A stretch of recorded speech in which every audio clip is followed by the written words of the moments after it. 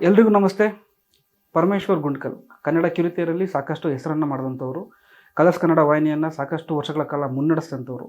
ಇವತ್ತು ಪರಮೇಶ್ವರ್ ಗುಂಡ್ಕಲ್ ಅವರು ಕಿರುತೆರೆಯಿಂದ ಹಿರಿತೆರೆಗೆ ಎಂಟ್ರಿ ಕೊಟ್ಟಿದ್ದಾರೆ. ಅವರು ಕೋಟಿ ಅನ್ನೋ ಸಿನಿಮಾ ಮುಖಾಂತರ ನಿರ್ದೇಶಕರಾಗಿ ಕನ್ನಡ ಚಿತ್ರರಂಗಕ್ಕೆ ಪ್ರವೇಶ ಮಾಡಿದ್ದಾರೆ. ಕೋಟಿ ಚಿತ್ರದಲ್ಲಿ ಹೀರೋ ಆಗಿ ನಟಿಸಿರುವಂಥವ್ರು ಡಾಲಿ ಧನಂಜಯ ಅವರು. ಈ ಸಿನಿಮಾ ಈಗಾಗಲೇ ಟ್ರೇಲರ್ ಮುಖಾಂತರ ಸಾಕಷ್ಟು ನಿರೀಕ್ಷೆಗಳನ್ನು ಹುಟ್ಟುಹಾಕಿದೆ. ಇದೇ ವಾರ ಈ ಸಿನಿಮಾ ತೆರೆ ಕಾಣ್ತಾ ಇದೆ. ಈ ಸಿನಿಮಾದ ಕುರಿತಾಗಿ ಸ್ವತಃ ಪರಮೇಶ್ವರ್ ಗುಂಡ್ಕಲ್ ಅವರು ಸಾಕಷ್ಟು ವಿಚಾರಗಳನ್ನು ವಿಜಯ ಕರ್ನಾಟಕ ವೆಬ್ ಜೊತೆ ಹಂಚಿಕೊಂಡಿದ್ದಾರೆ. ಆ ಕುರಿತ ವಿಡಿಯೋ ಇಲ್ಲಿದೆ ನೋಡಿ. ಸರ್, ವಿಜಯ ಕರ್ನಾಟಕ ಯೂಟ್ಯೂಬ್ ಚಾನಲ್ಗೆ ಸ್ವಾಗತ ಸರ್. ನಿಮ್ಮ ಮೊದಲಿಗೆ ಥ್ಯಾಂಕ್ ಯು. ಸೊ ನಿಮ್ಮ ಸಿನಿಮಾ ಕೋಟಿ ಮೊದಲ ಸಿನಿಮಾ ತೆರೆಗೆ ಬರೋಕ್ಕೆ ಸಿದ್ಧವಾಗಿದೆ. ಸೊ ಕೋಟಿ ಕತೆ ಏನು ಸರ್? ಏನು ಕೋಟಿ ಅಂದರೆ? ಕೋಟಿ ಅಂದರೆ ನಾಯಕನ ಹೆಸರು. ಕೋಟಿ ಅಂದರೆ ನಾಯಕ ಗಳಿಸಕ್ಕೆ ಆಸೆ ಪಡುವ ಹಣದ ಮೊತ್ತ, ಹಾಗಾಗಿ ಅದು ಅವನ ಗುರಿ.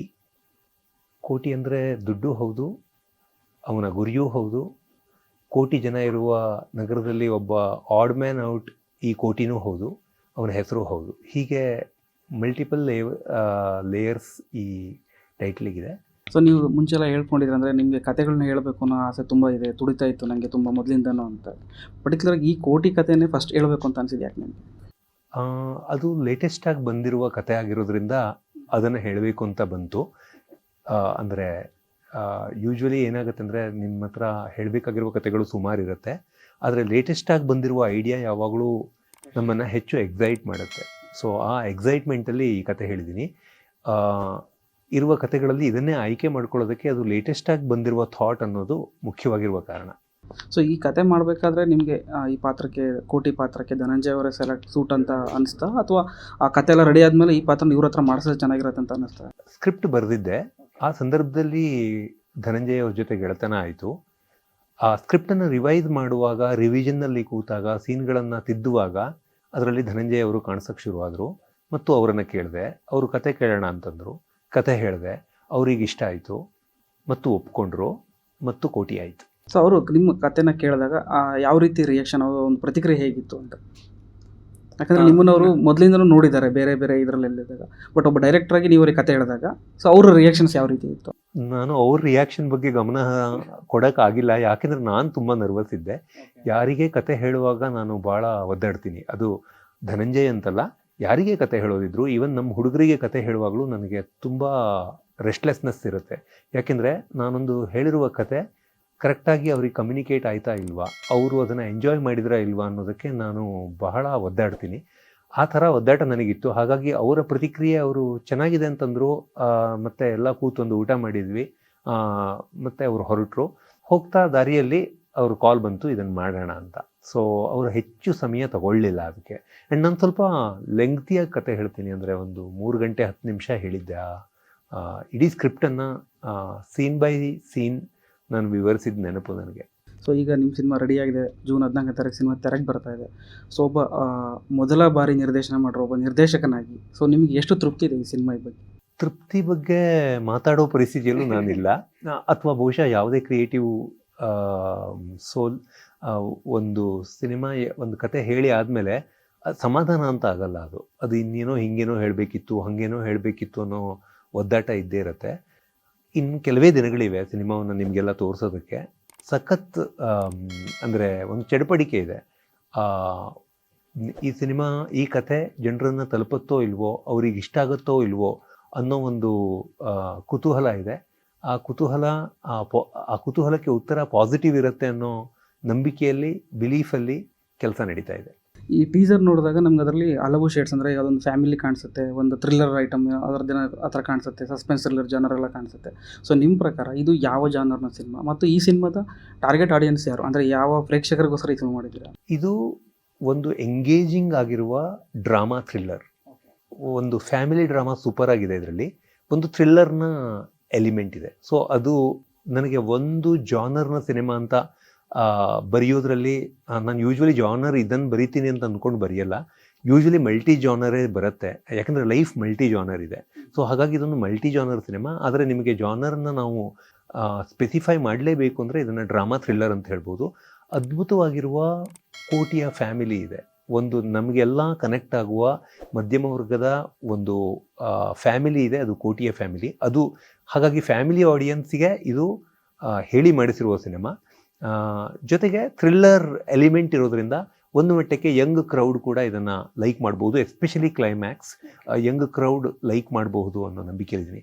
ಅಂದರೆ ಇದನ್ನು ನಾನು ಯಂಗ್ ಕ್ರೌಡ್ ಪ್ಲಸ್ ಫ್ಯಾಮಿಲಿ ಹಾಗೆ ನೋಡ್ತಿದ್ದೀನಿ. Clean cinema. ಸೊ ಈಗ ಈ ಸಿನಿಮಾದ ಕೆಲವೊಂದು ಪೋಸ್ಟರ್ಗಳು ನೋಡಿದಾಗ ಅದರಲ್ಲಿ ಒಂದಿಷ್ಟು ಪರ್ಟಿಕ್ಯುಲರ್ ಅಂಶಗಳು ಭಾಳ ಗಮನ ಸೆಳೆದು. ಅಂದರೆ ಆ ಹೀರೋ ಬಾಯಲ್ಲಿ ಐಸ್ ಕ್ಯಾಂಡಿ ಇರ್ಬೋದಾಗ್ಬೋದು, ಅಥವಾ ಅಡಿಕೆಲೆ ಬಗ್ಗೆ ಒಂದ್ಸಲ ನೀವು ಹೇಳಿದ್ರಿ, ಒಂದ್ಸಲ ಬರ್ಕೊಂಡಿದ್ರಿ ಫೇಸ್ಬುಕ್ಕಲ್ಲಿ ಕೂಡ. ಆಮೇಲೆ ದುಡ್ಡು. ಸೊ ಇವೆಲ್ಲ ಈ ಸಿನಿಮಾದಲ್ಲಿ ಯಾವ ರೀತಿ ಕನೆಕ್ಟ್ ಆಗುತ್ತೆ, ಏನೇನು ಅಂಶಗಳು ಅಂತ? ಕೋಟಿ ಅಂತೂ ಕೋಟಿ, ದುಡ್ಡು ಕೋಟಿ ಅನ್ನೋ ಕ್ಯಾರೆಕ್ಟರು, ಹಾಗೆ ದುಡ್ಡು ನಮಗೆಲ್ಲ ಕನೆಕ್ಟ್ ಆಗೋ ವಿಷಯ. ಆ್ಯಂಡ್ ನನಗೆ ಇದನ್ನು ಸುಮಾರು ಜನ ಕಾಲ್ ಮಾಡಿ ಹೇಳಿದರು, ಕೋಟಿ ದುಡಿಬೇಕು ಅನ್ನೋದು ನಂದು ಕನಸಾಗಿತ್ತು, ಹಾಗಾಗಿ ನನಗೆ ಈ ಕೋಟಿ ಅನ್ನೋ ಟೈಟಲ್ ಕನೆಕ್ಟ್ ಆಯಿತು ಅಂತ. ಟೈಟ್ಲ್ ಬಗ್ಗೆ ಇದ್ದ ಅನುಮಾನ, ಗೊಂದಲ, ನನಗೆ ಚಡಪಡಿಕೆ ಆ ಹಂತದಲ್ಲಿ ನಿಂತು ಓಕೆ ಇದು ಕರೆಕ್ಟಾಗಿ ಲ್ಯಾಂಡ್ ಆಗಿದೆ ಅಂತ. ಸೊ ಕರೆಕ್ಟಾಗಿ ಲ್ಯಾಂಡ್ ಆಗಿದೆ ಅಂತ. ಅಡಿಕೆ ಅಂದರೆ ಎಲೆ ಅಡಿಕೆದು ನಾನು ಅದನ್ನು ಬರೆದಿದ್ದೀನಿ ಕೂಡ, ಅದರಲ್ಲಿ ಬಂದಿದೆ ಕೂಡ. ಅಂದರೆ ಒಂದು ಸುಪಾರಿ ಅನ್ನೋದನ್ನು ಹೇಳದೆ ಸುಪಾರಿಯನ್ನು ಹೇಳಬೇಕು. ಸೊ ಆ ಕಾರಣಕ್ಕೆ ಎಲೆ ಅಡಿಕೆಯನ್ನು ತಗೊಬಂದೆ. ಸೊ ಕ್ಯಾಂಡಿಗೆ ಒಂದು ಅದೊಂದು ಕಲರ್ ಕೊಡುತ್ತೆ, ಅದೊಂದು ಮ್ಯಾನರಿಸಮ್ ಕೊಡುತ್ತೆ. ನೀವು ಸಿನಿಮಾದಲ್ಲಿ ನೋಡಿ, ಅದಕ್ಕೆ ಅದಕ್ಕೊಂದು ಲೆವೆಲಲ್ಲಿ ಒಂದು ಸ್ಟೋರಿಗೆ ಒಂದು ಪರ್ಪಸನ್ನು ಅದು ಆ್ಯಕ್ಚುಲಿ ಸರ್ವ್ ಮಾಡುತ್ತೆ. ಸೊ ಹಾಗಿದೆ. ಎಲ್ಲ ಎಲಿಮೆಂಟ್ಗಳನ್ನು, ಕತೆಗೆ ಬೇಕಾಗಿರುವ ಎಲಿಮೆಂಟ್ಗಳೇ ಇದೆ ಹೊರತು ಯಾವುದೋ ಒಂದು ನನಗೆ ಇದು ಇರಲಿ ಅನ್ನೋ ಕಾರಣಕ್ಕೆ ನಾನು ಸೇರಿಸ್ಕೊಂಡಿಲ್ಲ. ಕಥೆಯಲ್ಲಿರುವ ಎಲಿಮೆಂಟ್ಗಳೇ ನಮ್ಮ ಪ್ರಚಾರದ ಪೋಸ್ಟರ್ಗಳಲ್ಲೂ ಕಾಣಿಸ್ತಾ ಇವೆ. ಈಗ ಧನಂಜಯ್ ಅವರು ಕನ್ನಡದ ಜೊತೆಗೆ ಬೇರೆ ಭಾಷೆಗಳಲ್ಲೂ ಕೂಡ ಜನಪ್ರಿಯರಾಗಿದ್ದಾರೆ, ಅಲ್ಲೂ ಕೂಡ ಸಿನಿಮಾಗಳು ಮಾಡ್ತಾರೆ. ಸೊ ಯಾಕೆ ಕೋಟಿ ಸಿನಿಮಾನ ಬೇರೆ ಭಾಷೆಗಳಲ್ಲಿ ಮಾಡಲಿಲ್ಲ, ನೇರವಾಗಿ ಅಂದರೆ 2-3 ಭಾಷೆಯಲ್ಲಿ ರಿಲೀಸ್ ಮಾಡಲಿಲ್ಲ ಏಕಕಾಲಕ್ಕೆ ಅಂತ? ಅವಿನಾಶ್, ಇದು ತುಂಬ ದೊಡ್ಡ ಸವಾಲು. ಅಂದರೆ ಒಂದು ಭಾಷೆಯಲ್ಲಿ ಸಿನಿಮಾವನ್ನು ರಿಲೀಸ್ ಮಾಡೋದೇ ತುಂಬ ಸವಾಲಿನ ಕೆಲಸ. ನಾನು ಇಲ್ಲಿ ನನ್ನ ಆರಂಭದ ದಿನಗಳು ಇವು ಸಿನಿಮಾಗೆ. ನಾನು ಮೊದಲ ಬೇಬಿ ಸ್ಟೆಪ್ಸನ್ನು ತಗೊಳ್ತಾ ಇದ್ದೀನಿ ಕನ್ನಡಕ್ಕೆ. ಆ್ಯಂಡ್ ಇದು ಕನ್ನಡದ ಮಣ್ಣಿನ ಕತೆ, ಇದು ಕನ್ನಡದ ಒರಿಜಿನಲ್ ಕತೆ, ಇದು ಕನ್ನಡದ ಮಣ್ಣಿನ ಕತೆ ಆಗಿರೋದ್ರಿಂದ, ಕನ್ನಡದ ಎಲಿಮೆಂಟ್ಸ್ ಇರುವ ಕತೆ ಆಗಿರೋದ್ರಿಂದ ಕರ್ನಾಟಕದಲ್ಲಿ ರಿಲೀಸ್ ಮಾಡೋಣ. ನನಗೆ ಅದರ ಆಚೆಗೆ ಕರ್ನಾಟಕದಲ್ಲಿ, ಇಡೀ ಕರ್ನಾಟಕಕ್ಕೆ ನಾವು ರಿಲೀಸ್ ಮಾಡ್ತೀವಿ ಅಫ್ಕೋರ್ಸ್ ಏನೋ. ಸೊ ಇದು ಬೇರೆ ರಾಜ್ಯಗಳಲ್ಲೂ ಕನ್ನಡದಲ್ಲಿ ರಿಲೀಸ್ ಮಾಡಬೇಕು ಅಂತಿದೆ ನನಗೆ, ಇಂಪಾರ್ಟೆಂಟ್ ಸಿಟಿಗಳಲ್ಲಿ. ಮತ್ತು ಭಾರತದಿಂದ ಹೊರಗೆ ಅಮೇರಿಕಾ, ಆಸ್ಟ್ರೇಲಿಯಾ, ಮಿಡ್ಲ್ ಈಸ್ಟ್ ಇಲ್ಲೆಲ್ಲ ರಿಲೀಸ್ ಮಾಡಬೇಕು ಅಂತಿದೆ. ಅಂದರೆ ಜಗತ್ತಿನಾದ್ಯಂತ ಎಲ್ಲೆಲ್ಲ ಕನ್ನಡಿಗರಿದ್ದಾರೋ ಅಲ್ಲೆಲ್ಲ ಇದನ್ನು ರಿಲೀಸ್ ಮಾಡಬೇಕು ಅಂತ ನಾನು ಆಸೆ ಪಡ್ತಿದ್ದೀನಿ. ಇದು ಅತಿ ಮಹತ್ವಾಕಾಂಕ್ಷೆಯ ಪ್ರಯತ್ನ ಅಂತ ಹೇಳೋಕ್ಕೆ ಇಷ್ಟಪಡ್ತೀನಿ ನಾನು. ಯಾಕೆಂದರೆ ನನಗೆ ಎಲ್ಲ ಕನ್ನಡಿಗರನ್ನು ಒಂದು ತಲುಪೋದಕ್ಕೊಂದು ಅವಕಾಶ ಸಿಗೋದು ಅತಿ ದೊಡ್ಡ ಅವಕಾಶ ಅಂತ ಭಾವಿಸ್ತೀನಿ ನಾನು. ಸೊ ಕನ್ನಡದಲ್ಲಿ ಗೆದ್ದರೆ ಉಳಿದ ಕಡೆ ರಿಲೀಸ್ ಮಾಡೋಣ. ಬಟ್ ಮೊದಲು ಇದು ಕನ್ನಡದ ಸಿನಿಮಾ, ಕನ್ನಡದಲ್ಲಿ ಇದು ಏನೋ ಆಗಬೇಕು, ಕನ್ನಡಿಗರು ಇದನ್ನು ಮೆಚ್ಕೋಬೇಕು. ಅವ್ರು ಮೆಚ್ಕೊಂಡ್ರೆ ಇದನ್ನು ಬೇರೆ ಭಾಷೆಗೂ ಹೋಗಿ ತೋರ್ಸೋಕ್ಕೆ ನನಗೊಂದು ಟಾನಿಕ್ ಸಿಕ್ಕಿದಂಗೆ ಆಗುತ್ತೆ, ಒಂದು ಚಪ್ಪಾಳೆ ಸಿಕ್ಕಿದಂಗೆ ಆಗುತ್ತೆ. ಯಾವುದೇ ಕ್ರಿಯೇಟಿವ್ ಮನುಷ್ಯ ಯಾರಾದರೂ ಚಪ್ಪಾಳೆ ತಟ್ಟಿದರೆ, ಪ್ರೋತ್ಸಾಹ ಕೊಟ್ಟರೆ, ಗೆಲ್ಲಿಸಿದರೆ ಅದನ್ನು ಎಕ್ಸ್ಪ್ಯಾಂಡ್ ಮಾಡೋಕ್ಕೆ, ಮಾರ್ಕೆಟನ್ನು ಎಕ್ಸ್ಪ್ಯಾಂಡ್ ಮಾಡೋಕ್ಕೆ ಪ್ರಯತ್ನ ಪಟ್ಟೇ ಪಡ್ತಾನೆ. ಆ ಪ್ರಯತ್ನವನ್ನು ನಾನು ಮಾಡ್ತೀನಿ. ಅಂದರೆ ಒಟ್ಟು ಈ ಸಿನಿಮಾನ ಕನ್ನಡದಲ್ಲೇ ಎಲ್ರಿಗೂ ತಲುಪಿಸ್ಬೇಕು ಅನ್ನೋದು. ಕನ್ನಡದ ಎಲ್ಲ ಜನರಿಗೆ ಇದು ತಲುಪಬೇಕು. ಅವರು ಈ ಕೋಟಿಯನ್ನು ಗಮನಿಸಿದ ಮೇಲೆ ಅವ್ರ ತೀರ್ಮಾನ ಅವ್ರದ್ದು. ಆದರೆ ಗಮನಿಸುವಷ್ಟರ ಮಟ್ಟಿಗೆ ಇದನ್ನು ನಾವು ಮನೆ ಮನೆಗೂ ತಗೊಂಡು ಹೋಗಬೇಕು ಅನ್ನೋದು ನನ್ನ ಆಸೆ. ಆ್ಯಂಡ್ ಅದು ಕನ್ನಡದ ಜನರಿಗೆ ಇಷ್ಟವಾಗುವ, ಅಥವಾ ಕನ್ನಡದ ಮನಸ್ಸುಗಳನ್ನು ತಟ್ಟುವ, ಅಥವಾ ಕನ್ನಡದ ಫ್ಯಾಮಿಲಿಗಳಿಗೆ ರಿಲೇಟ್ ಆಗುವ ಕಥೆ ಆಗಿರೋದ್ರಿಂದ, ಆ್ಯಂಡ್ ಕನ್ನಡದ ಯೋಚನೆಯಲ್ಲೇ ನಾನು ಕಥೆಯನ್ನು ಬರೆದೋದ್ರಿಂದಾಗಿ ನನಗೆ ಇದು ಕನ್ನಡಿಗರನ್ನು ನೋಡಿದರೆ ಅದರ ಒರಿಜಿನಲ್ ಫಾರ್ಮಲ್ಲಿ ಅದನ್ನು ಇಷ್ಟಪಟ್ಟಿರುವ ಫೀಲಿಂಗ್ ಬರುತ್ತೆ. ಸೊ ಆ್ಯಂಡ್ ನನಗೆ ಬರೋ ಒಂದು ಭಾಷೆ ಕನ್ನಡ. ನಾನು ಯಾವುದಾದ್ರೂ ಒಂದು ಭಾಷೆಯನ್ನು ಸುಮಾರಿಗೆ ಮಾತಾಡ್ತೀನಿ ಅಂದರೆ ಅದು ಕನ್ನಡ. ಸೊ ಅದು ಕನ್ನಡದಲ್ಲಿ ಗೆಲ್ಲಬೇಕು. ನನಗೆ ಇನ್ನೆಲ್ಲ ಕಡೆ ಗೆಲ್ಲಿಸ್ತೀನಿ, ಕನ್ನಡ ನನಗೆ ಗೊತ್ತಿಲ್ಲ ಅಂತ ದೇವರು ವರ ಕೊಟ್ಟರೆ ನಾನು ಬೇಡ ಅಂತೇಳಿ, ನನಗಿದು ಕನ್ನಡದಲ್ಲಿ ಆಗಬೇಕು. ಯಾಕಂದರೆ ಇತ್ತೀಚಿನ ಸ್ಯಾಂಡಲ್ವುಡ್ನ ಒಂದು ಲೇಟೆಸ್ಟ್ ಟ್ರೆಂಡ್ ಏನಂದರೆ, ನಿಮ್ಗೆ ಅದು ಸಿನಿಮಾ ಕನ್ನಡದಲ್ಲಿ ರಿಲೀಸ್ ಆಗುತ್ತಲ್ಲ ಗೊತ್ತಿಲ್ಲ, ಬಟ್ ಅವರು ಫಸ್ಟಿಗೆ ಶುರು ಮಾಡಿದಾಗಲೇ 5 ಭಾಷೆನೋ 3 ಭಾಷೆನೋ ಅವ್ರು ರಿಲೀಸ್ ಮಾಡ್ತೀವಿ ಅನ್ನೋ ಒಂದು ನಂಬಿಕೆ ಮೇಲೆ ಶುರು ಮಾಡ್ತಾರೆ. ಬಟ್ ನೀವು ಕನ್ನಡದಲ್ಲೇ ಇದನ್ನು ರಿಲೀಸ್ ಮಾಡಬೇಕು ಅನ್ನೋ ಒಂದಿಷ್ಟು ಕಾನ್ಫಿಡೆಂಟ್ ಆಗಿರುತ್ತಲ್ಲ, ಅದು ಭಾಳ ಖುಷಿ. ಇಲ್ಲ ಅಂದರೆ ಇದು ಕನ್ನಡದ ಕಥೆ ಅದೇ ನಾನು ಹೇಳಿದ ಹಾಗೆ. ಎರಡನೇದು, ಅದು ತುಂಬ ದೊಡ್ಡ ಆಸೆ ಆಗಿಬಿಡೋದೆ, ತುಂಬ ದೊಡ್ಡ ಡ್ರೀಮ್ ಅದು. ಬೇರೆ ಭಾಷೆಗಳಲ್ಲೂ ರಿಲೀಸ್ ಮಾಡುವ ವಿಷಯ ಇದೆಯಲ್ಲ. ಒಂದು ರಾಜ್ಯ, ಇಷ್ಟು ಥಿಯೇಟ್ರ್ಗಳು, ಅದರ ನೆಟ್ವರ್ಕು, ಅದಕ್ಕೆ ಬೇಕಾಗಿರುವ ಪಬ್ಲಿಸಿಟಿ, ಅದು ನಮ್ಮನ್ನು ಹೆದರಿಸುತ್ತೆ, ನನ್ನಂತೂ ಹೆದರಿಸಿದೆ. ಸೊ ನನಗಿದು ಕರ್ನಾಟಕವನ್ನು ತಲುಪಬೇಕು. ದೇಶದ, ಜಗತ್ತಿನ ಬೇರೆ ಬೇರೆ ಭಾಗದಲ್ಲಿರುವ ಕನ್ನಡಿಗರನ್ನು ತಲುಪಬೇಕು. ಅಲ್ಲಿ ಅವ್ರು ಗೆಲ್ಸಿದರೆ, ಅವರು ಶಭಾಷ್ ಅಂತ ಹೇಳಿದರೆ, ಅವರು ಇಲ್ಲ ಕಣೋ ಚೆನ್ನಾಗಿ ಪಿಕ್ಚರ್ ಮಾಡಿದ್ದೀನಿ ಅಂತ ಬೆನ್ ತಟ್ಟಿದರೆ, ಆವಾಗ ಅದನ್ನು ತಮಿಳಲ್ಲೂ ಮಾಡೋಣ, ಮಲಯಾಳಮಲ್ಲೂ ಮಾಡೋಣ, ತೆಲುಗಲ್ಲೂ ಮಾಡೋಣ, ಹಿಂದಿಯಲ್ಲೂ ಮಾಡೋಣ, ಇಂಗ್ಲೀಷಲ್ಲೂ ಮಾಡೋಣ. ಸೊ ಮತ್ತೆ ಲಿಮಿಟೇ ಇಲ್ಲ, ನಾವು ಎಲ್ಲಿ ಬೇಕಾದರೂ ಹೋಗ್ಬೋದು. ಸೊ ಈ ಸಿನಿಮಾದ ಒಂದು ಟ್ರಕ್ ಕೂಡ ಇದೆ ಭಾಳ ಇಂಪಾರ್ಟೆಂಟ್. ಸೊ ಅದು ಏನಂದ್ರೆ ಈ ಸಿನಿಮಾ ಏನು ಟ್ರಾವೆಲಿಂಗಲ್ಲಿ ಇರುತ್ತಾ, ಯಾವ ಥರ ಇರುತ್ತೆ ಅಂತ? ಇಲ್ಲ, ಅದೇನಾದ್ರು ಇಂಪಾರ್ಟೆಂಟ್? ಇಲ್ಲ, ಅವನು ಮನೆ ಶಿಫ್ಟಿಂಗ್ ಮಾಡೋ ಒಂದು ಬಿಸ್ನೆಸ್ ನಡೆಸ್ತಾನೆ. ಅದಕ್ಕೊಂದು ಟ್ರಕ್ ಇದೆ. ಆ ಟ್ರಕ್ಕನ್ನು ಅವನು ಸಾಹುಕಾರರಿಂದ ಬಾಡಿಗೆಗೆ ತೊಗೊಂಡಿದ್ದಾನೆ. ಇದು ಸೆಟಪ್ಪು ಅವಿನಾಶ್. ಸೊ ಇನ್ನು ನೀವು ಇದಕ್ಕಿಂತ ಮುಂಚೆ ಒಂದು ಚಾನಲಲ್ಲಿ ಒಂದು ಬಿಸ್ನೆಸ್ ಹೆಡ್ ಆಗಿ ಒಂದು ಒಳ್ಳೆ ಹುದ್ದೆಯಲ್ಲಿದ್ದಂಥವ್ರು.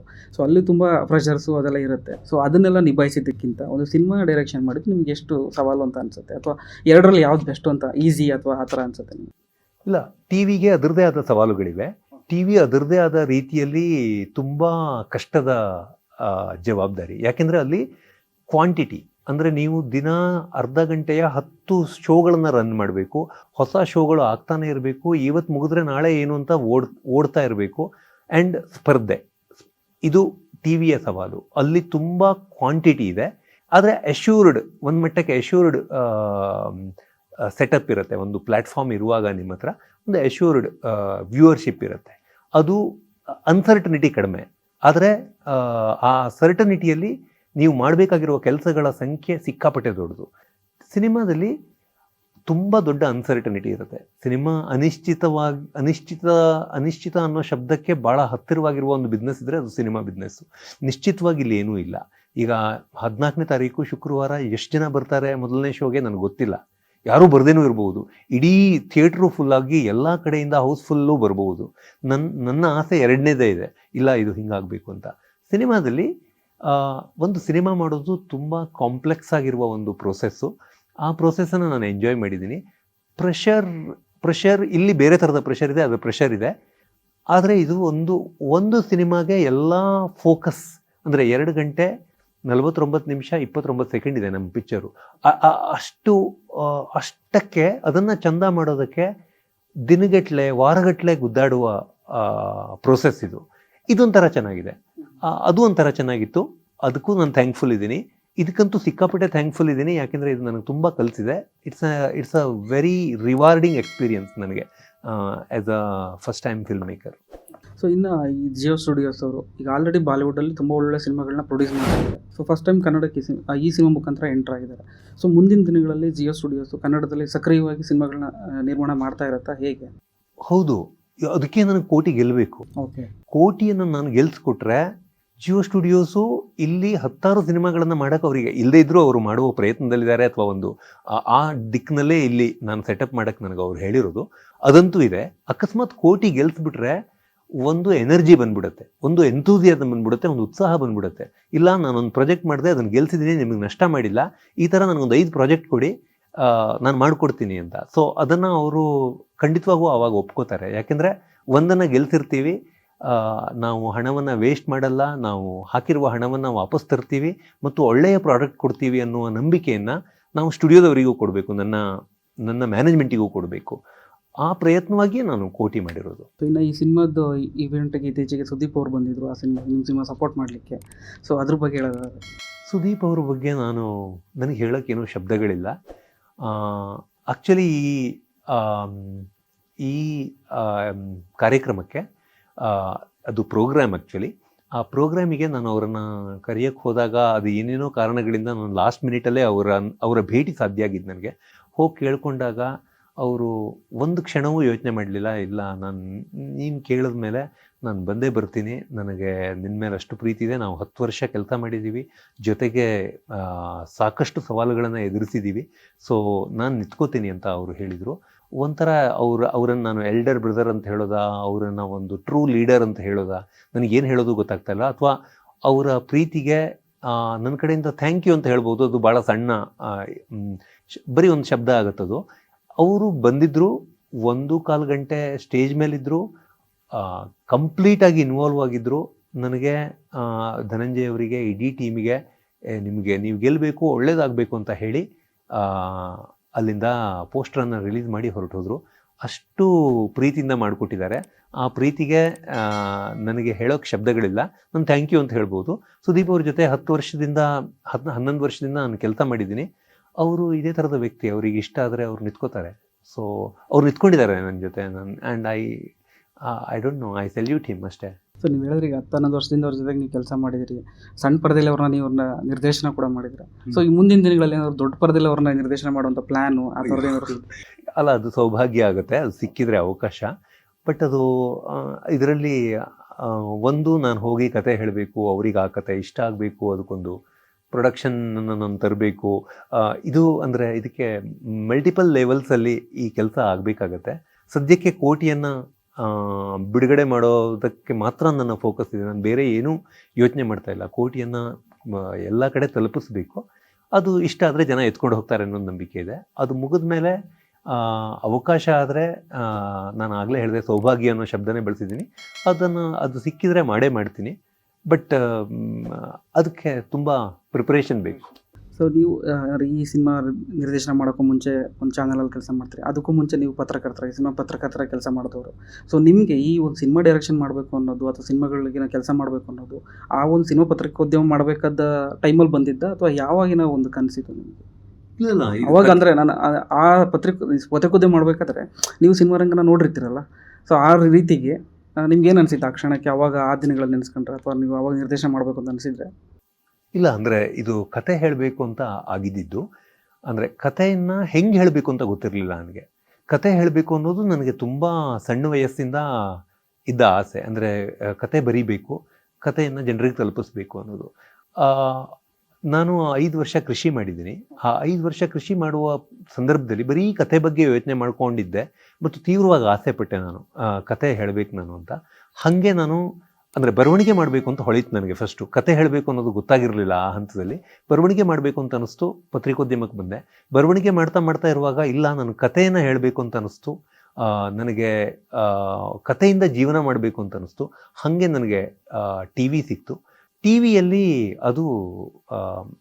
ಅದು ನಾನು ನಿರೀಕ್ಷೆ ಮಾಡದೇ ಇರುವ ಒಂದು ಸಕ್ಸಸ್ ಅದು. ಅಂದರೆ ಅಲ್ಲಿಗೆ ಹೋದಾಗ ಸಕ್ಸಸ್ ಅನ್ನೋ ಶಬ್ದ ಬಳಸ್ಬೋದೋ ಇಲ್ವೋ ಗೊತ್ತಿಲ್ಲ, ಬಟ್ ಅಂದರೆ ಒಂದು ಚಾನಲ್ನ ರನ್ ಮಾಡೋಕ್ಕೆ ಅವಕಾಶ ಸಿಕ್ಕು, ಆ ಚಾನಲನ್ನು ರೀಬ್ರ್ಯಾಂಡ್ ಮಾಡೋಕ್ಕೆ ಅವಕಾಶ ಸಿಕ್ಕು, 10 ಕತೆಗಳನ್ನು ಇಂಟ್ರೊಡ್ಯೂಸ್ ಮಾಡೋಕ್ಕೆ ಅವಕಾಶ ಸಿಕ್ಕು, ಅದ್ಭುತವಾಗಿರುವ ಅವಕಾಶ ಸಿಕ್ಬಿಡ್ತು. ಆ ಅವಕಾಶ ನನ್ನ ಅದೃಷ್ಟ ಅಷ್ಟೇ. ಸೊ ಆ ಅವಕಾಶ ಸಿಕ್ಬಿಟ್ಟದ್ರಿಂದ ಅದನ್ನು ನಾನು ಟ್ರೈ ಮಾಡಿದೆ. ಅದನ್ನು ಜನ ತುಂಬ ಪ್ರೀತಿಯಿಂದ ತೊಗೊಂಡ್ಬಿಟ್ರು. ಹಾಗಾಗಿ ಒಂಚೂರು ಲೆಂಗ್ತಿ ಪೀರಿಯಡ್ ನಾನು ಅಲ್ಲಿ ಸ್ಪೆಂಡ್ ಮಾಡಿದೆ. 10 ವರ್ಷ ನಾನು ಒಂದು ಚಾನಲಲ್ಲಿ ಕಳೆದಿದ್ದೀನಿ. ಆ ಟೀಮ್ ಜೊತೆ ಕೆಲಸ ಮಾಡಿದ್ದೀನಿ. ತುಂಬ ಸ್ಯಾಟಿಸ್ಫೈಯಿಂಗ್ 10 ವರ್ಷ ನಂದು. ಆದರೆ ಅದನ್ನು ಮಾಡ್ತಾ ಮಾಡ್ತಾ ನಾನು ಆಗಲೇ ಹೇಳಿದಾಗೆ ಅಲ್ಲಿ ಕ್ವಾಂಟಿಟಿ ಬಹಳ ಮುಖ್ಯ ಆಗುತ್ತೆ. ಕ್ವಾಲಿಟಿ ಜೊತೆ ಕ್ವಾಲಿಟಿನೂ ಬೇಕು, ಬಟ್ ಕ್ವಾಂಟಿಟಿ ತುಂಬ. ಯಾವುದು ಪ್ರಯಾರಿಟಿ ಅಂತ ಕೇಳಿದರೆ ಕ್ವಾಂಟಿಟಿ ಮುಖ್ಯ ಆಗುತ್ತೆ ಟಿ ವಿಯಲ್ಲಿ. ಅಂದರೆ ಸಂಖ್ಯೆಯಲ್ಲಿ ಮಾಡಬೇಕು. ನೀವು 10 ಕತೆ ಹೇಳಬೇಕು, 10 ಶೋಗಳನ್ನು ಮಾಡಬೇಕು, ದಿನ ಶೋ ಮಾಡಬೇಕು. ಇಲ್ಲಿ ಒಂದು ಕತೆ ಹೇಳಬೇಕು. ಆ ಕಥೆಯನ್ನು ಅತಿ ಶ್ರದ್ಧೆಯಿಂದ ತುಂಬ ಪವರ್ಫುಲ್ಲಾಗಿ ಹೇಳಬೇಕು. ಸೊ ಟಿ ವಿಯಲ್ಲಿ 10 ವರ್ಷದ ಕೆಲಸ ಆಗ್ತಾ ಇರುವಾಗ ಕ್ವಾಲಿಟಿ ಬಗ್ಗೆ, ಅಂದರೆ ಒಂದು ಗುಣಮಟ್ಟದಲ್ಲಿ ಕತೆ ಹೇಳಬೇಕು ಅಂತ ಬಂದಾಗ ಅದು ಸಿನಿಮಾದಲ್ಲಿ ಮಾತ್ರ ಸಾಧ್ಯ. ಹಾಗೆ ಅದನ್ನು ತೀವ್ರವಾಗಿ ಆಸೆ ಪಟ್ಟದ್ರಿಂದ ನಾನು ಇಲ್ಲಿಗೆ ಬಂದ್ಬಿಟ್ಟಿದ್ದೀನಿ. ಸೊ ನೀವು ಒಬ್ಬ ನಿರ್ದೇಶಕರಾಗಿ ನೀವು ಅಂದರೆ ಯಾವ ಥರ ಸಿನಿಮಾಗಳನ್ನ ಜಾಸ್ತಿ ಇಷ್ಟಪಡ್ತೀರಾ? ಅಂದರೆ ನೀವು ನೋಡುವಂಥ ಸಿನಿಮಾಗಳಾಗ್ಬೋದು ಅಥವಾ ಜಾನರ್ಸು ಅಥವಾ ಬೇರೆ ಯಾವ ಭಾಷೆ ಸಿನಿಮಾಗಳು ಭಾಳ ನಿಮಗೆ ತುಂಬ ಇನ್ಸ್ಪೈರ್ ಮಾಡುತ್ತೆ ಅಥವಾ ನಂಗೆ ಭಾಳ ಇಷ್ಟ ಆಯ್ತು ನೋಡ್ತೀನಿ ನಾನು? ಡ್ರಾಮಾ ನನಗೆ ಭಾಳ ಇಷ್ಟದ ಪ್ರಕಾರ ಅದು. ಅಂದರೆ ಡ್ರಾಮಾ ಇಲ್ಲದೆ ಕತೆ ಇಲ್ಲ ಅಂತ ನಂಬಿದ್ದೀನಿ ನಾನು. ಅಂದರೆ ಅದು ನನ್ನನ್ನು ತುಂಬ ಬೇಗ ಕನೆಕ್ಟ್ ಅಂದರೆ ಅದು ರಿಲೇಟೇಬಲ್. ಅದಾದಮೇಲೆ ಸೈಕಲಾಜಿಕಲ್ ಥ್ರಿಲ್ಲರ್ಗಳಿರ್ಬೋದು ಅಥವಾ ಥ್ರಿಲ್ಲರ್ಗಳಿರ್ಬೋದು, ಇನ್ನು ಬೇರೆ ಬೇರೆ ಜಾನರ್ಗಳು. ನಾನು ಸೈನ್ಸ್ ಫಿಕ್ಷನ್ ಹೆಚ್ಚು ನೋಡಿಲ್ಲ, ಮೈಥಾಲಜಿ ಅಷ್ಟೇನು ನೋಡಿಲ್ಲ, ಬಟ್ ಬೇರೆ ಎಲ್ಲ ಪ್ರಕಾರಗಳನ್ನು ನಾನು ಕ್ರೈಮ್ ಕೂಡ ಇಷ್ಟ ಆಗುತ್ತೆ ನನಗೆ. ಕ್ರೈಮ್ ಥ್ರಿಲ್ಲರ್ಗಳನ್ನು ಇಷ್ಟಪಟ್ಟು ನೋಡ್ತೀನಿ. ಆ್ಯಕ್ಚುಲಿ ಎಲ್ಲ ಕಥೆಗಳನ್ನು ಇಷ್ಟಪಟ್ಟು ನೋಡ್ತೀನಿ. ಅದು ಸೈನ್ಸ್ ಫಿಕ್ಷನ್ ಇರಲಿ, ಮೈಥಾಲಜಿ ಇರಲಿ, ಜಾನಪದ ಇರಲಿ, ಅದರ ಪ್ರಕಾರಗಳು ಮುಖ್ಯ ಇಲ್ಲ. ಕಥೆಯಲ್ಲಿ ನಿಮಗೆ ನಿಮ್ಮ ಮನಸ್ಸಿಗೆ ತಟ್ಟುವಂಥದ್ದು ಏನಾದರೂ ಆಯ್ತಾ ಇಲ್ವಾ, ಅದು ಏನು ಭಾವನೆಯನ್ನು ನಮ್ಮಲ್ಲಿ ಇವೋಕ್ ಮಾಡುತ್ತೆ ಅನ್ನೋದು ಭಾಳ ಮುಖ್ಯ ಆಗುತ್ತೆ. ಒಂದು ಇಮೋಷನನ್ನು ಇವೋಕ್ ಮಾಡುವ ಯಾವ ಥರದ ಕಥೆಯನ್ನಾದರೂ ನಾನು ಓದೋದಾಗಲಿ ನೋಡೋದಾಗಲಿ, ಅದು ಯಾವುದೇ ಪ್ಲ್ಯಾಟ್ಫಾರ್ಮಲ್ಲಿರಲಿ, ಯಾರು ಬೇಕಾದರೂ ಮಾಡಿರಲಿ, ಅದು ನಮ್ಮ ಭಾವನೆಯನ್ನು ಅದು ನಮ್ಮನ್ನು ತಟ್ಟುವ ಶಕ್ತಿ ಇದೆಯಾ ಇಲ್ವಾ ಅನ್ನೋದಷ್ಟೇ ಪ್ರಶ್ನೆ. ಅದು ತಟ್ಟುವ ಶಕ್ತಿ ಅಥವಾ ಪಾಸಿಬಿಲಿಟಿ ಕಂಡ್ರೆ ಅದನ್ನು ನೋಡೋಕ್ಕೆ ನಾನು ಇಷ್ಟಪಡ್ತೀನಿ. ಆ್ಯಂಡ್ ಪ್ರತಿ ಕ್ಷಣವೂ ಅದು ಯಾವ ಮೇಕರ್ ಮಾಡಿದ್ದಿದ್ರು ಅದರಲ್ಲಿ ಕಲಿಯೋದಕ್ಕಿದೆ, ಅದರಲ್ಲಿ ಗಮನಿಸೋದಕ್ಕಿದೆ, ನಾನು ಅಳವಡಿಸ್ಕೊಳ್ಳೋದಕ್ಕಿದೆ. ಯಾಕೆಂದರೆ ಇದು ನಾನು ಶುರು ಮಾಡ್ತಾ ಇರುವ ಪ್ರಕಾರ. ಹಾಗಾಗಿ ಎಲ್ಲ ಸಿನಿಮಾಗಳನ್ನು ನೋಡ್ತೀನಿ. ಕನ್ನಡ ಸಿನಿಮಾಗಳಂತೂ ಮೊದಲನೇ ದಿನ ಅಂದರೆ ನೀವು ಬೆಂಗಳೂರಿನ ಯಾವುದಾದ್ರೂ ಒಂದು ಥಿಯೇಟ್ರಲ್ಲಿ ನೀವು ಒಂದು ಸಿನಿಮಾ ಶುರುವಾದರೆ, ರಿಲೀಸ್ ಆದರೆ ಶುಕ್ರವಾರ 10 ಗಂಟೆ ಶೋಗೆ ನಾನು ಇದ್ದೇ ಇರ್ತೀನಿ. ನಾನು ಎಲ್ಲೋ ಒಂದು ಕಡೆ ಕೂತು ಅದನ್ನು ಒಬ್ಬನೇನೋ ಫ್ರೆಂಡ್ಸ್ ಜೊತೆಗೋ, ನನಗೆ ಸಿನಿಮಾಗಳನ್ನು ಥಿಯೇಟ್ರಿಗೆ ಹೋಗಿ ನೋಡಬೇಕು, ಆ ವಿಸಿಲನ್ನು ಕೇಳಿಸ್ಕೋಬೇಕು, ಜನ ಎಂಜಾಯ್ ಮಾಡೋದನ್ನು ನಾನು ಗಮನಿಸಬೇಕು, ನನಗೆ ಆ ಒಂದು ಇಡೀ ಪ್ರೋಸೆಸ್ನ ಪಾರ್ಟ್ ಆಗಬೇಕು ಅಂತ ಆಸೆ. ಸೊ ಎಲ್ಲ ಥರದ ಸಿನಿಮಾಗಳನ್ನು ನೋಡ್ತೀನಿ ಅವಿನಾಶ್. ನಿಮ್ಮ ಕೋಟಿ ಸಿನಿಮಾದಲ್ಲಿ ಧನಂಜಯ ಅವರು ಕೋಟಿ ಪಾತ್ರ ಮಾಡಿದ್ದಾರೆ. ಸೊ ಉಳಿದಂತೆ ಯಾವೆಲ್ಲ ಪಾತ್ರಗಳಿದ್ದಾವೆ ಅವ್ರ ಬಗ್ಗೆ ಹೇಳೋದಾದ್ರೆ? ಈ ಸಿನಿಮಾವನ್ನು ಮುಖ್ಯವಾಗಿ ಜನ ಅಂದರೆ ಇದು ಕನ್ನಡದ ಕತೆ, ಒಂದು ಪವರ್ಫುಲ್ ಕತೆ, ಎಂಗೇಜಿಂಗ್ ಆಗಿರುವ ಕತೆ ಅನ್ನೋದನ್ನು ನಾವು ಒಂದು ಕಡೆ ಇಡೋಣ.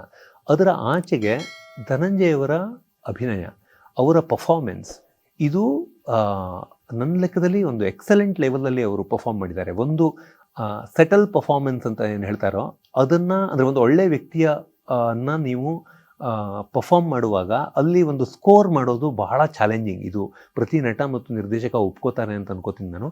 ಇದರಲ್ಲಿ ಕೋಟಿ ಒಳ್ಳೆ ವ್ಯಕ್ತಿ. ಸೊ ಒಬ್ಬ ಒಳ್ಳೆ ವ್ಯಕ್ತಿಯನ್ನು ಅವರು ತೆರೆ ಮೇಲೆ ತರುವಾಗ ಅದನ್ನು ನೀವು ಒಂದರಲ್ಲಿ ಸ್ಕೋರ್ ಮಾಡುವ ಅವಕಾಶ ಅಷ್ಟು ಲಿಮಿಟೆಡ್ ಇರುತ್ತೆ. ಅದನ್ನು, ಆ ಸವಾಲನ್ನು ಫುಲ್ ನೆಗೋಷಿಯೇಟ್ ಮಾಡಿ ಧನಂಜಯ ಅವರು ಗೆದ್ದಿದ್ದಾರೆ. ನಾನು ಹೇಳ್ತಿರೋದು, ನಾನು ಯಾವಾಗಲೂ ಕೇಳಿದೆ 100 ರೂಪಾಯಿ ಕೊಟ್ಟು ನೀವು ಈ ಕೋಟಿ ಸಿನಿಮಾಗೊಂದು ಅವಕಾಶ, ಒಂದು ಚಾನ್ಸ್ ಕೊಡಬೇಕು ಅಂತ. ಆ 100 ರೂಪಾಯಿಗೆ ಗ್ಯಾರಂಟಿ ಏನು ಅಂದರೆ ಅದು ಧನಂಜಯ ಅವರ ಪರ್ಫಾರ್ಮೆನ್ಸ್. ಅದು ಆದಮೇಲೆ ಎಂಗೇಜಿಂಗ್ ಕಥೆ ಇದೆ ಅಂತ ನಾನು ಹೇಳಿದ್ದೀನಿ. ನೀವು ನನ್ನನ್ನು ನಂಬ್ತಿರೋ ಬಿಡ್ತಿರೋ, ಬಟ್ ಧನಂಜಯ ಅವರ ಪರ್ಫಾರ್ಮೆನ್ಸನ್ನು ನೀವು ಆರಾಮಾಗಿ ನಂಬಬಹುದು ಮತ್ತು 100 ರೂಪಾಯಿ ಕೊಟ್ಟು ಬರಬಹುದು. ಇದು ಪಾಯಿಂಟ್ ನಂಬರ್ 1. ಪಾಯಿಂಟ್ ನಂಬರ್ 2, ತಾರಮ್ಮ ಇವರ ಅಮ್ಮನ ರೋಲ್ ಮಾಡಿದ್ದಾರೆ. ಒಂದೆರಡು ಬಹಳ ಬ್ರಿಲಿಯಂಟ್ ಆಗಿರುವ ಸೀಕ್ವೆನ್ಸ್ಗಳಿವೆ ಮತ್ತು ಒಬ್ಬರ ಜೊತೆ ಒಬ್ಬರು ಕಾಂಪಿಟೇಷನಿಗೆ ಬಿದ್ದ ಹಾಗೆ ನಟಿಸಿದ್ದಾರೆ. ಸೊ ಅದು ಎರಡನೇದು. ಮೂರನೇದು, ಖಳನಾಯಕನ ಪಾತ್ರ ಮಾಡಿರುವ ರಮೇಶ್ ಇಂದಿರಾ. ಒಂದು ಖಳನಟನನ್ನು ನಾನು ಸ್ವಲ್ಪ ಎಂಜಾಯ್ ಮಾಡಿಕೊಂಡು ಬರದೆ, ಅದು ಯೂಶ್ವಲಿ ಬರೆಯುವಾಗಲೂ ಆಗುತ್ತೆ. ಒಂದು ಖಳನಟನಿಗೆ ಏನೇನೋ ಮ್ಯಾನರಿಸಮ್ಗಳನ್ನು ಕೊಡ್ಬೋದು, ಯಾವುದೋ ಒಂದು ಕ್ವರ್ಕಿನೆಸ್ ಕೊಡ್ಬೋದು, ಅದೆಲ್ಲ ಕೊಟ್ಟಿದ್ದೀನಿ. ಹಾಗಾಗಿ ಅವರಂತೂ ಫುಲ್ ಎಂಜಾಯ್ ಮಾಡಿಕೊಂಡು ಪರ್ಫಾರ್ಮ್ ಮಾಡಿದ್ದಾರೆ. ಇದರಲ್ಲೊಂದು ಸರ್ಪ್ರೈಸ್ ಪ್ಯಾಕೇಜ್ ಅಂದರೆ ಪೃಥ್ವಿ ಮತ್ತು ತನುಜಾ ಅಂತ ಇಬ್ಬರು. ಪೃಥ್ವಿ ಶಾಮನೂರು ಪದವಿ ಪೂರ್ವದ ಹೀರೋ. ಅವರೊಂದು ಪುಟ್ಟ ಪಾತ್ರ ಮಾಡಿದ್ದಾರೆ. ನನ್ನ ಮೇಲಿನ ಪ್ರೀತಿಗೆ ಮಾಡಿರೋದು ಅವರು ನಾಯಕ ನಟ. ಧನಂಜಯ್ ಮತ್ತು ನನ್ನ ಮೇಲಿನ ಪ್ರೀತಿಗೆ ಮಾಡಿರೋದು. ಬಹಳ ಅಚ್ಚುಕಟ್ಟಾಗಿ ಅದನ್ನು ನಿಭಾಯಿಸಿದ್ದಾರೆ. ಜೊತೆಗೆ ತನುಜಾ ತಂಗಿ ಪಾತ್ರ ಮಾಡಿರುವವಳು, ಮಹತಿ ಪಾತ್ರ ಮಾಡಿರುವವಳು. ಅವಳು ಇನ್ನೂ ಥಿಯೇಟ್ರ್ ಓದ್ತಾ ಇರುವ ಹುಡುಗಿ. ಅವರ ಪರ್ಫಾರ್ಮೆನ್ಸು ನಾನು ಅಷ್ಟು ಬರೆದಿರಲಿಲ್ಲ. ಅದು ನಾನು ಬರೆದಿರೋದಕ್ಕೆ ಅವರು ಬರೆದಿರುವ ಅಷ್ಟೇ ಜಾಗದಲ್ಲಿ ಒಬ್ಬ ಪವರ್ಫುಲ್ ನಟ ಇದನ್ನು ಮಾಡೋಕ್ಕೆ ಸಾಧ್ಯ. ಆ ಹುಡುಗಿ ಅದನ್ನು ಮಾಡಿ ತೋರಿಸಿದೆ. ಸೊ ಹೀಗೆ ಇದಲ್ಲದೆ ರಂಗಾಯಣ ರಘು ಇದ್ದೇ ಇದ್ದಾರೆ. ಒಂದೋ ಎರಡೋ ಸರ್ಪ್ರೈಸ್ ಎಲಿಮೆಂಟ್ಗಳು ಇವೆ. ಅದು ಸಿನಿಮಾ ನೋಡಿದಾಗ ನಿಮ್ಗೆ ಗೊತ್ತಾಗುತ್ತೆ. ಸೊ ಇದು ಒಂದು ಓವರ್ ಆಲ್ ಗುಡ್ ಪ್ಯಾಕೇಜ್. ನನ್ನ ಪ್ರಕಾರ ಕೋಟಿಯಲ್ಲಿ ಇಂಥದ್ದಿಲ್ಲ ಅಂತ ಹೇಳೋಕ್ಕಾಗಲ್ಲ ನೀವು. ಹಂಗಿದೆ. ನಾನು ಇದನ್ನು ಹಿಂಗೆಲ್ಲ ಹೇಳ್ಕೊಂಡ್ರೆ ಏನು ಕಾನ್ಫಿಡೆನ್ಸ್, ಸುಮ್ಮನೆ ಕ್ಯಾಮ್ರಾ ಎದುರುಗಡೆ ಮಾತಾಡ್ದಂಗೆ ಇರುತ್ತದು, ಅದು ಚೆನ್ನಾಗೂ ಇರಲ್ಲ. ಬಟ್ ನಾನು ನಿಮಗೆ ಹೇಳೋದು, ಒಂದು ನಿಮ್ಮ ಮನಸ್ಸನ್ನು ಅಲುಗಾಡಿಸೋ ಸಿನಿಮಾ ಅಂತೂ ಆಗಿದೆ. ಅದು ನನ್ನಿಂದಲೇ ಆಗಿದೆ ಅಂತ ನಾನು ಹೇಳಲ್ಲ. ಅದು ಇಡೀ ಟೀಮು, ಒಂದು ಸಿನಿಮಾ ಟೀಮ್ ಎಫರ್ಟು. ಅದು ಧನಂಜಯ್ ಅವರ ಅಭಿನಯ ಇರ್ಬೋದು, ತಾರಮ್ಮ ಅವರ ಅಭಿನಯ ಇರ್ಬೋದು, ರಂಗಾಯಣ ರಘು ಅವರ ಅವರು ಕ್ವಶನ್ ಮಾಡಿರುವ ರೀತಿ ಇರ್ಬೋದು, ನಮ್ಮ ವ್ಯಾಲ್ಯೂ ಸಿಸ್ಟಮನ್ನು, ಅಂದರೆ ಆ ಪಾತ್ರ ಅದನ್ನು ಮಾಡುತ್ತೆ. ನಾನು ಹಂಗೆ ಬರೆದಿದ್ದೆ ಕೂಡ. ಇದೆಲ್ಲ ಸೇರಿ ಒಂದು ನಾಬಿನ್ ಅವರ ಬ್ಯಾಕ್ಗ್ರೌಂಡ್ ಸ್ಕೋರ್ ಇರ್ಬೋದು, ವಾಸುಕಿ ಬರೆದಿರುವ ಹಾಡಿರ್ಬೋದು, ವಾಸುಕಿ ಕಂಪೋಸ್ ಮಾಡಿರುವ ಹಾಡುಗಳಿರ್ಬೋದು, ಹೀಗೆ ಒಂದು ಪ್ಯಾಕೇಜ್ ಆಗಿ ಕೋಟಿ ಅದೇನೋ ಒಂದು ಮ್ಯಾಜಿಕ್ ಆಗಿಬಿಟ್ಟಿದೆ ಅವಿನಾಶ್. ಸೊ 14ನೇ ತಾರೀಕು ಆ ಮ್ಯಾಜಿಕ್ ನನಗಂತೂ ಅನಿಸಿದೆ, ಅದು ನನ್ನ ಟೀಮಿಗೆ ಅನಿಸಿದೆ. ನಾನೊಂದು ಟೆಸ್ಟ್ ಮಾಡಿದ್ದೀನಿ, ಒಂದು 20 ಜನರಿಗೆ ತೋರಿಸಿ ಅವ್ರಿಗೆ ಅನಿಸಿದೆ. ನನಗೆ ತೋರ್ಸಕ್ಕೆ ನನ್ನ ಕೈ ಚಡ್ಪಡಿಸ್ತಾ ಇದ್ದೀನಿ. ನಾನು 14ಕ್ಕೆ ತೋರಿಸ್ಬಿಡ್ಬೇಕು ಮತ್ತು ಜನಕ್ಕೂ ಹೀಗೆ ಅನಿಸ್ಬಿಟ್ರೆ ದೆನ್ ಐ ಆಮ್ ಸಾರ್ಟೆಡ್. ನನಗೆ ಅದೊಂದೇ ಒಂದು ಕುತೂಹಲ ಇರೋದು, ಜನ ಏನಂತಾರೆ ಅಂತ. ಒಂದು ಕಂಪ್ಲೀಟ್ ಪ್ಯಾಕೇಜ್ ಇದೆ ಈ ಪಿಕ್ಚರಲ್ಲಿ. ಸೊ ಟೀಸರಲ್ಲಿ ಒಂದು ದುನಿಯಾ ವಿಜಯ್ ಅವರು ಒಂದು ವಾಯ್ಸ್ ಇದೆ. ಸೊ ನೀವು ಒಂದು ಹೇಳಿದ್ರಿ ನಮ್ಮ ಸಿನಿಮಾದಲ್ಲಿ ಇಷ್ಟೆಲ್ಲ ಬಿಟ್ಟು ಒಂದಿಷ್ಟು ಸರ್ಪ್ರೈಸ್ಗಳು ಕೂಡ ಇದಾವೆ ಅಂತ. ಅದೇನಾದ್ರು ಆ ಸರ್ಪ್ರೈಸಲ್ಲಿ ಆ್ಯಡ್ ಆಗುತ್ತಾ ಸಿನಿಮಾದಲ್ಲಿ? ಅದನ್ನು ನೀವು ನೋಡಬೇಕು, ಥಿಯೇಟ್ರಲ್ಲಿ ನೋಡಬೇಕು. ಸೊ ಗುಟ್ಬಿಟ್ಟು ಕೊಡ್ತಿಲ್ಲ, ಗುಟ್ಟು ಅಂತಲ್ಲ, ಅವ್ರದ್ದು ವಾಯ್ಸ್ ಅಷ್ಟೇ ಇದೆಯಾ ಅಥವಾ ಅವ್ರದ್ದು ಇನ್ನೇನಾದರೂ ಇದೆಯಾ, ನೀವು ಖಂಡಿತ ನೋಡಬೇಕು ಅದನ್ನು. ಹಾಂ, ಸೊ ನೀವು ಅವಾಗಲೇ ಹೇಳಿದ್ರೆ ಅಂದರೆ ನಾನು ಪ್ರತಿ ಶುಕ್ರವಾರ ಬೆಳಗ್ಗೆ 10 ಗಂಟೆ ಎಲ್ಲಿದ್ರು ಕೂಡ ಒಂದು ಕನ್ನಡ ಸಿನಿಮಾ ಬೆಳಗ್ಗೆ ರಾತ್ರಿ 10 ಗಂಟೆಗೆ ಯೂಶಲಿ ಶುಕ್ರವಾರ ನನಗೆ ಬೇರೆ ಕೆಲಸಗಳಿರೋದ್ರಿಂದ ನಾನು ಯಾವಾಗಲೂ ರಾತ್ರಿ 10 ಗಂಟೆ ಶೋ ನೋಡೋದು. ಬಟ್ ನಿಮ್ಮ ಸಿನಿಮಾನ ಎಲ್ಲರೂ ಬೆಳಗ್ಗೆನೆ ಬಂದು ನೋಡ್ಲಿ, ಮತ್ತೆ ಸಿನಿಮಾಗೆ ಟೈಟ್ಲ್ ತರ ಕೋಟಿ ಏನೋ ಟೈಟ್ಲ್ ಇದೆ, ಸಿನಿಮಾನ ಹಂಗೆ ಕೋಟಿ ಕಟ್ಲೆ ದುಡ್ಡು ಕೂಡ ಮಾಡಲಿ ಅಂತ ನಾವು ಹಾರೈಸ್ತೀವಿ ಸರ್. ಒಳ್ಳೇದಾಗಲಿ ನಿಮ್ಮ ಸಿನಿಮಾಗೆ. ಓಕೆ, ಇದರಲ್ಲಿ ದುಡ್ಡು ಮುಖ್ಯ ಇಲ್ಲ, ದುಡ್ಡು ಬೇಕು, ಹೌದು ತುಂಬ ದುಡ್ಡು ಖರ್ಚಾಗಿದೆ. ನೀವು 100 ಕೋಟಿ ಕೊಡಿ ಅಂತ ನನಗೆ ಆ ದುರಾಸೆ ಇಲ್ಲ ನನಗೆ. ಅಂದರೆ ಅದು ಬಂದರೆ ಅದಕ್ಕೆ ಯೋಗ್ಯತೆ ಇದ್ದರೆ, ನನ್ನ ಹಣೆಯಲ್ಲಿ ಬರೆದಿದ್ದರೆ, ನಮ್ಮೆಲ್ಲರಿಗೆ ಆ ಅರ್ಹತೆ ಇದ್ದರೆ ದೇವರು ಅದನ್ನು ಮಾಡೇ ಮಾಡ್ತಾನೆ ಅಂತ ನಂಬುತ್ತೀನಿ ನಾನು. ಅದಲ್ಲ ಪಾಯಿಂಟು. ಕನ್ನಡದ ಜನ, ಕರ್ನಾಟಕದಲ್ಲಿ ನಮ್ಮ ಸಿನಿಮಾ ಪ್ರಿಯರು ಒಂದು ನೋಡಬಹುದಾದ ಒಂದು ಫೈನ್ ಆಗಿರುವ ಒಂದು ಸಿನಿಮಾ ಇದಾಗಿದೆ. ಅದನ್ನು ಅವ್ರು ಬಂದು ನೋಡಿದರೆ, ಅವ್ರು ಅದನ್ನು ಇಷ್ಟಪಟ್ಟರೆ ಅದು ದೊಡ್ಡದು. ಅದು ನನಗೆ ಬಹಳ ಮುಖ್ಯವಾಗಿರುವ ವಿಷಯ. ಸೊ ನಿಮ್ಮ ಹಾರೈಕೆಗೆ ಥ್ಯಾಂಕ್ ಯು. ಜನ ಎಲ್ಲ ನೋಡುವಂಗಾದರೆ ನನಗೆ ಅದಕ್ಕಿಂತ ಸಂತೋಷ ಮತ್ತೊಂದಿಲ್ಲ. Thank you. Thank you Avinash.